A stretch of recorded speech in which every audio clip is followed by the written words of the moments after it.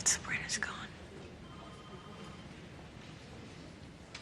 I'm glad you were able to get past Dad and make peace with her. Dad? Dad has been so incredibly cold and distant through this whole thing. What's new, sis? You know how Dad is with the people who are closest to him. What is it about him? What is it about him that pushes us away when he's hurting? I don't know. Maybe letting us in makes it too real for him. I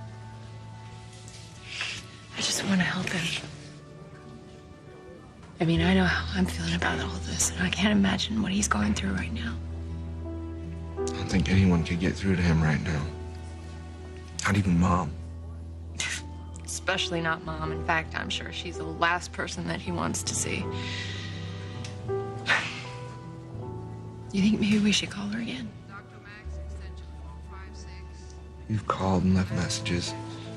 She'll get back to us when she gets in. I don't know, but what if she's not checking her voicemail? I think I should call her one more time just to be sure.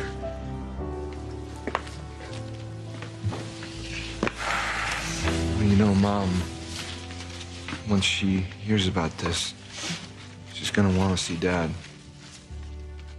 I must have to talk her out of it.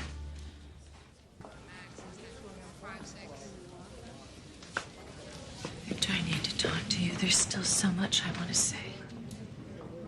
There's nothing you can say to me.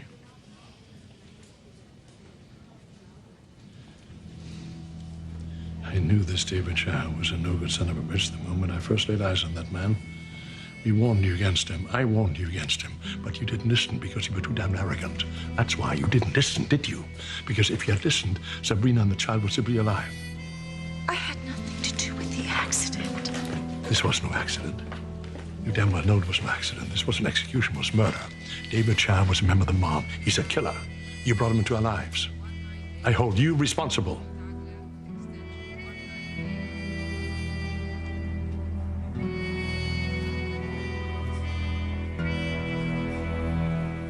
David is dead. I didn't create him. I didn't make him into the Will monster you be quiet that he for a was. moment? You didn't create the monster. You set him loose. I don't pretend to think that my loss or my grief is anything near yours. But I'm not here for me. I'm here because I no don't matter want how to hear many another times word we from you. divorce, Victor, we are family. All of us. I don't care what you I don't want say. you to forget that. I will never forgive this. Mom's right. We're all on your side.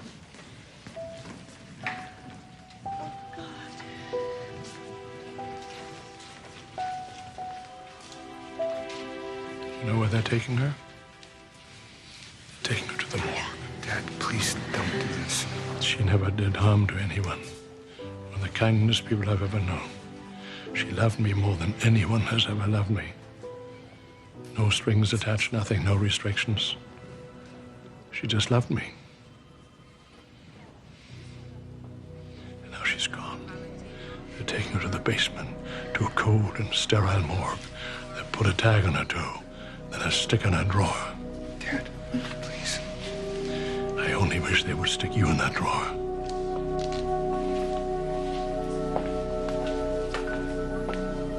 Oh, my God.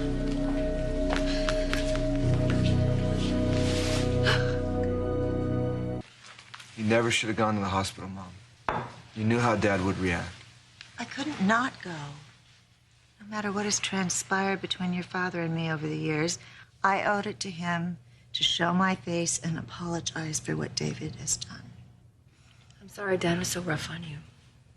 Well, I sure didn't expect him to wrap his arms around me and say all is forgiven, but was not expecting what I got.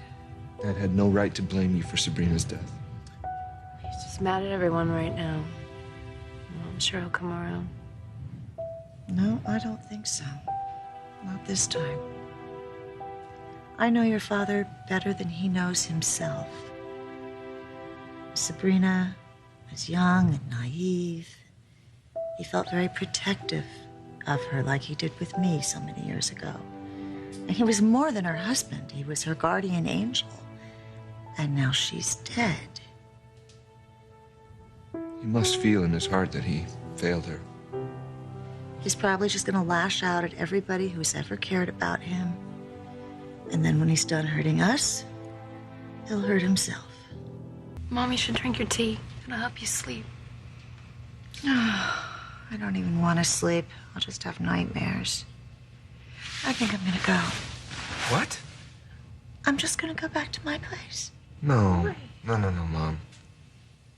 I don't want to be a burden on you or JT Oh, any hold on longer. a second. You're not a burden on us. No, we love having you here.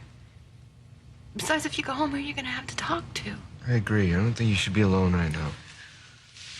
You guys, I'm a lot stronger than you think. Oh, I know. All right, I know. You wrote the book on survival. But if you're not gonna do it for yourself, then would you please just do it for me? Because to tell you the truth, I just really want to have my mom with me right now. Oh, honey, I am so sorry. I have completely forgotten about your loss. You must be going through so much. I just can't believe that she's gone. And I'm the one that brought her into our lives. I'm the one that practically begged her to come here from Paris to visit me. Angel, bad things happen sometimes. It's not your fault. I know it's not my fault. It's just hard. I know.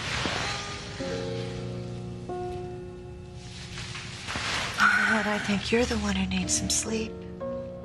Yeah, I do. It's late, huh? Mom, if you need anything from your place, just let me know. I'll get it. I'm fine. I do feel like getting some air, though. Don't worry, I'm just gonna be outside on the porch. Okay.